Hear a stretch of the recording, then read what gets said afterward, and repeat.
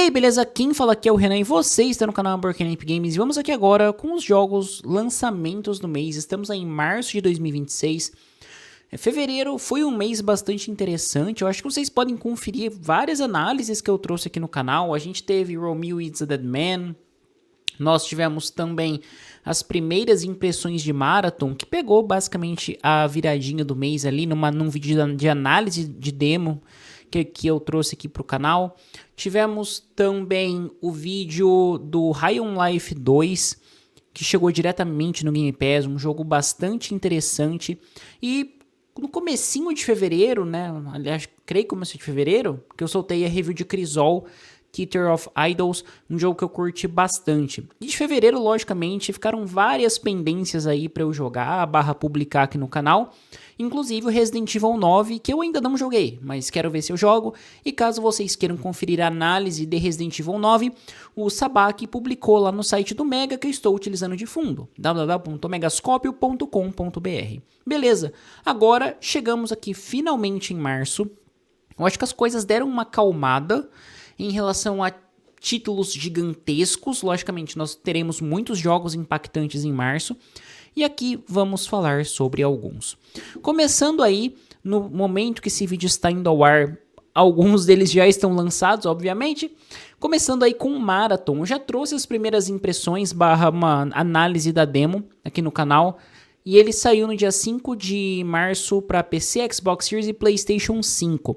Marathon eu posso falar com um pouquinho de propriedade, porque no Mega a gente recebeu a chave para análise, ainda no momento da gravação, acredito que publicação desse vídeo, eu não terminei de escrever minha review e tô jogando um pouco mais do jogo para ter uma impressão um pouco mais apurada e trazer um texto legal para vocês, bem como talvez um futuro vídeo aqui pro canal.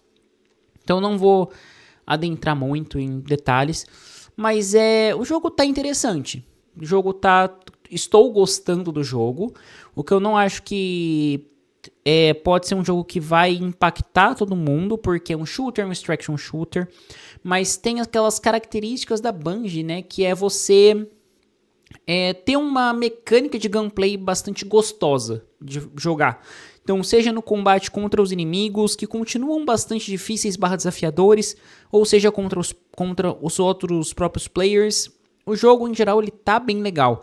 A única questão que eu coloco ainda aqui no jogo é em relação aos seus menus, que eu acho um pouco confuso, mas é uma coisa que você vai acostumando, sabe? Eu acho que o jogo ele tem essa complexidade, a gente não pode exigir que sempre tenha um menu totalmente enxuto. Eu acho que certas coisas poderiam ser mais claras, e eu acredito que o que vai barrar muita gente no Marathon é sim um pouco do extraction shooter, talvez por não estar acostumado ao gênero do jogo, bem como a questão do menu que vai exigir que você leia, né? Então a gente hoje tem essa questão de problema muitas vezes de você parar de ler todos os textos, tudo. Então assim, é tudo muito bem explicado quando você para ler o que o jogo quer te propor. Não acho contraintuitivo isso, acho que até a partir dos textos eles conseguem explicar muito bem tudo o que eles precisam, mas é foda às vezes querer que todo mundo pare pra ler e etc, tal. Mesmo assim, se você for jogar Marathon, esteja atento a isso, mas já adiantando, vale a pena essa leitura, porque você vai entender como o jogo funciona, você vai entender os equipamentos, e é uma coisa que sempre que eu fazia vídeo de carta aqui no canal, de Gwent, eu falava, caralho, leia a carta, leia. É muito importante e é muito impressionante, porque eu tô comentando do Marathon, mas quando eu fazia vídeo de Gwent, tinha muita gente que falava, essa carta é uma bosta, não funciona pra isso, não funciona pra aquilo. E a pessoa não lia o texto da carta, o que ela fazia, como ela desempenhava, isso num jogo de carta. Então, acho que é uma coisa, em partes que foi normalizada, você ter uma explicação, uma coisa assim um pouco mais demonstrativa, e o Marathon ele joga pra mim um pouco num contraintuitivo nesse aspecto. Os tutoriais dele eu acho legal, só que ele nesse aspecto de forma geral ele joga um pouco contraintuitivo.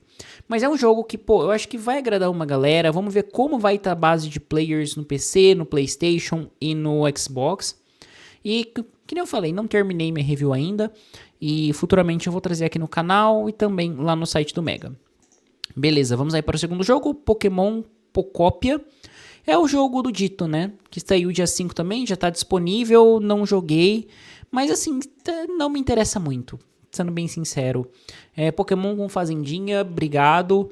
Gosto de Pokémon, jogo o card game do Pokémon, mas Pokémon com Fazendinha... Primeiro que também não tenho Switch 2, e o gênero, de forma geral, não me prende muito, né? O Fire Red eu tô jogando e nessa altura do campeonato já saiu a minha análise de Pokémon Fire Red Leaf Green, né? Lá no Mega, caso vocês queiram conferir. Aí, também teremos Slade Spire, também no dia 5, já disponível. Slade Spire eu ainda não joguei, mas eu acho que eu vou atrás do jogo. Nem pra fazer análise, mas pra jogar porque eu gosto de card game, eu gosto do primeiro jogo. E eu acho que nesse segundo eles vão conseguir incrementar ainda mais o que o jogo tem a oferecer. Inclusive, é bastante interessante porque uma comparação que teve no PC, né? No Xbox, no PlayStation, a gente infelizmente não tem esses dados, acesso a esses dados mais fácil. É que enquanto o Marathon batia 80 mil num pico de jogador no lançamento, Slade Spire batia ali acho que 200 ou 300 mil, sabe? E é um jogo indie. O que eu acho que diz muito sobre o alcance do jogo, como que o público recebe, e que Slade Spire, sim, é um puta jogo da hora. Logicamente, eu acho que ele vai sair para consoles e Switch futuramente, né? Hoje ele já está disponível, mas como ele entrou aí no dia 5 em Early Access, ele vai passar um tempinho exclusivo para PC. Agora vamos para Planet of Lana 2, Children of the Leaf, também lançado no dia 5. Para PC via Steam, PlayStation 5 e Xbox Series X e S. Eu gosto bastante do primeiro Planet of Lana e esse segundo eu vou jogar ainda. Tá na minha lista de pendências a se jogar. Vamos agora para Ghost of Yotei Legends, que vai trazer quase que aí um multiplayer, um pouco mais aí de conteúdo para Ghost of Yotei. E tá seguindo aí bastante uma linha do Ghost of Tsushima, que também teve essa mesma abordagem. Eu acho que se você gostou do Ghost of Yotei, vale a pena você ir atrás de Ghost of Yotei Legends e jogar, porque você estende a história, traz mais conteúdo e vai ser divertido. Então vamos para Fatal Frame 2, Crimson's Butterfly Remake, um jogo que eu fico bastante feliz de ver, eu lembro de ter jogado ele, e cara, é um jogo que dá muito susto. Assim, eu sou fraco para jogo de terror, e Fatal Frame coloca você na pior posição para quem não gosta tanto de jogo de terror, que é você num cenário em que você está totalmente vulnerável, numa ambientação muito macabra, mas uma história extremamente interessante. Então aqui a gente, no remake, vai ter os visuais reformulados, não sei se a gente vai ter uma adição ou outra ali na história, mas eu creio que vai ser trabalhada praticamente a mesma narrativa, mas trazendo essa questão desse terror de Fatal Frame que eu acho que hoje está em falta, né? Quando a gente fala ali, vamos falar assim, no Xbox 360, no primeiro Xbox, no PlayStation 1, PlayStation 2, até o PlayStation 3, a gente tinha jogos que focavam nessa vulnerabilidade do personagem. Então você tinha a questão do personagem de muitas vezes poder lutar, mas de forma muito limitada, como é Silent Hill, como é Fatal Frame, que você tem a câmera para tirar foto dos espíritos, e isso tudo é muito imersivo. E agora, nas gerações mais novas, eu acho que essa abordagem ela se perdeu um pouco, pelo menos quando a gente fala de jogos AAAs, né, digamos assim. Jogos independentes eu acho que consegue trazer mais essa vibe do terror, abordar esse cenário mais imersivo. Os AAAs foram para uma linha de querer agradar todo mundo, né, pelo preço de desenvolvimento, publicidade, etc. E nisso você acaba perdendo certos tipos de jogos que são feitos para um grupo que pode sim ser ampliado, mas que tentam deixar eles tão acessíveis que eles perdem suas características principais. E eu acho que os jogos de terror / suspense foram muito afetados por isso. E Fatal Frame é uma boa iniciativa de trazer de volta esses jogos, de apresentar esse universo de jogos para um novo público. E uma coisa que eu acho importante sempre a gente falar é que assim, todo jogo ele vai ter um nicho. Logicamente, o jogo ele não pretende ficar restrito a um único nicho. Assim, a gente pode usar Marathon como exemplo, Fatal Frame, mas o Marathon, vamos pegar o Marathon. ele é um extraction shooter. O tanto que a PlayStation gastou de dinheiro nele não é para ser um jogo de nicho. Fatalmente ele vai se tornar. O que ele pode fazer é mostrar esse nicho para mais gente e as pessoas abraçarem esse jogo, gostarem dele. Então, Fatal Frame acho que segue uma linha assim de trazer essa questão de jogos de terror, mas eu acho que tem mais chances, talvez, porque ele vai numa linha single player, narrativa, que interessa bastante os jogadores atualmente. Beleza? Continuando aqui, nós temos, deixa eu ver até onde eu vou aqui, nós temos agora, vamos falar sobre Gridfall 2, The Dying World. Eu fiquei surpreso quando esse jogo foi anunciado, porque o primeiro Gridfall faz bastante tempo que foi lançado. Confesso que numa primeira gameplay dele eu não gostei tanto assim, porque eu acho que ele é um jogo datado. Se você for jogar Gridfall hoje, o primeiro, ele vai ser datado, ele é um RPG ali, e você vai talvez ter certas dificuldades mecânicas de entender o cenário, mas a ambientação dele eu acho muito legal. Que você vai ter no primeiro jogo, não entrando no segundo, né? Você vai ter uma cidade com aquela vibezinha vitoriana, sabe? Em que uma doença está se espalhando e muitas pessoas estão morrendo. E aí você vai para uma ilha em que fica um pouco mais afastada em busca não da cura, mas de tentar impedir, né, que mais coisas aconteçam ali naquele local. E então é interessante ver como o jogo se desenrola, como as criaturas são desenvolvidas e tudo acontece ali. Então é um jogo bem legal, interessante, divertido. E o Gridfall 2 eu acho que segue essa mesma linha. Tô pensando para ver se eu pego ele para trazer aqui pro canal num futuro talvez não tão distante. Aí vamos para Crimson Desert. E Gridfall tá chegando para PC, PlayStation e Xbox, tá? Também chegando para PC, PlayStation e Xbox, nós temos o Crimson Desert no dia 19, que é um jogo que eu tô hypadinho pra jogar, sabe? Eu acho que ele tá prometendo bastante, muito das previews que já saiu do jogo, eu acho que me deixou animado, que é um jogo que busca uma profundidade na sua gameplay, que busca explorar muitas mecânicas, e as reclamações que eu vi até agora do jogo, pelo menos de outros produtores de conteúdo, que eu não tive a oportunidade de jogar ainda, o Crimson Desert, é que o jogo ele é profundo demais de uma forma complicada. Então eles falaram que, por exemplo, você tem os ataques básicos no controle, aí você aperta o LT, você vai ter uma combinação nova de botões com novos ataques, aperta outro, você vai ter isso, aquilo o tempo todo. Então você vai ter muitas possibilidades de movimentação num controle de console que seria limitado. Eu não sei se eu acho isso negativo, sabe? Eu acho que isso dá mais liberdade de você jogar, de você estruturar o que você quer fazer. Minha dúvida é se todas essas mecânicas vão funcionar bem, por exemplo, certos inimigos vai precisar de mecânica muito específica. Quão específica é essa mecânica? Aí a gente discute, né, pra ver se vai ser tão interessante assim ou não, mas essa foi a única reclamação que eu escutei do jogo, porque de resto, eu acho que todo mundo tá falando muito bem, a gameplay dele parece bastante fluida, divertida, os cenários legais, e tô bem curioso. Vamos então para Life is Strange, chegando no dia 26, quase no final do mês também, para PC, PlayStation e Xbox, que é o Reunion, né? A gente vai ter a volta da Chloe, a gente já teve a volta da Max no último Life is Strange.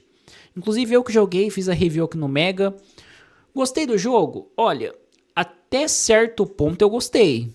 Tá assim, eu achei interessante. Eu gosto da vibe do jogo de Life is Strange, como a história é contada. Mas o final eu achei meio sabe?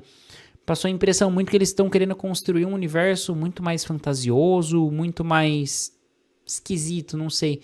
Tanto que eu não sei se vai ter continuidade daquele universo, porque o próximo jogo é esse, que é a Reunion, e ele vai trazer a Chloe de volta, né? Então vamos ver como que vai ser isso, como que vai funcionar. E gosto de Life is Strange, espero que consiga recuperar essa vibe do primeiro jogo, porque a graça é justamente essa, é você ter a parte da normalidade e a Max podendo alterar essa normalidade, sofrendo a influência disso, sabe? Tipo, ver esse desenrolar. Então espero que esse jogo traga isso. Agora vamos para a última indicação de março, que é o jogo Grim 2. Grim, ele é um jogo de Metroidvania, ele traz um aspecto bem legal no quesito desafio. Então assim, se você curte um Souls-like, acho que você pode bastante gostar de Grim também. Os visuais são bastante macabros, são interessantes e ele consegue trazer o que é um core aí de um Metroidvania muito competente. Então é um outro jogo que eu tô afim de jogar também. Vamos ver se meu PC vai aguentar rodar. Mas parece bem legal também o Grim 2.